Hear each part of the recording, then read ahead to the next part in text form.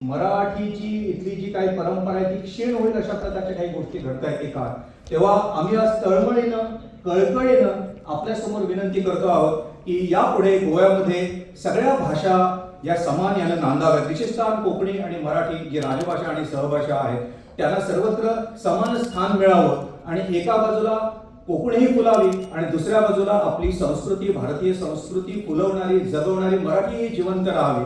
त्यामुळं मराठीमधून शिकणारी सगळे विद्यार्थी आहेत त्यांना पुढे अडचण येणार नाहीत अशा प्रकारचे निर्णय होणार नाहीत आणि या संदर्भात मराठीला आपण आधार होऊन आम्हाला सर्वतोपरी सहाय्य तुम्ही कराल आणि यापुढे गोव्यामध्ये एक नवं युग निर्माण होईल की ज्या युगामध्ये मराठी जिवंत राहील. आपल्या पूर्वजांनी लक्षात ठेवा की मराठी दुसऱ्याकडून कुठे आलेली नाही, आपल्याच पूर्वजांनी ती सुरू केलेली आहे. तर ती मराठी पुढे नेण्यासाठी मराठीला आपण आधार द्याल आणि तो आधार देताना आपलं पुढं पाऊल टाकताना हे सगळे तरुणाईचे सगळे मर्द मराठी आणि मावळे आहेत ते आपल्या पाठीमागे खंबीरपणे उभे राहतील अशा प्रकारचं आश्वासन मी या सगळ्यांच्या वतीनं आम्हाला देतो आहे.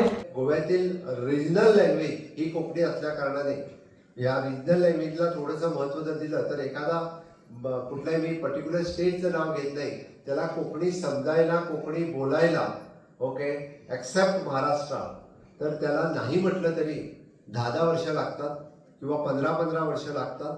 तो स्पष्ट कोकणीत बोलू शकत नाही.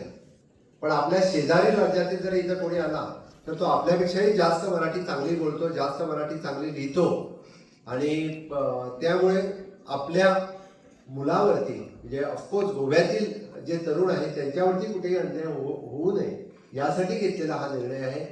बट डेफिनेटली आपल्या सगळ्यांचा विचार करून म्हणजे यावरतीही विचार सुरू आहे. पण एक मात्र मी नक्कीच सांगेन की गोव्याला मराठीची फार मोठी परंपरा आहे.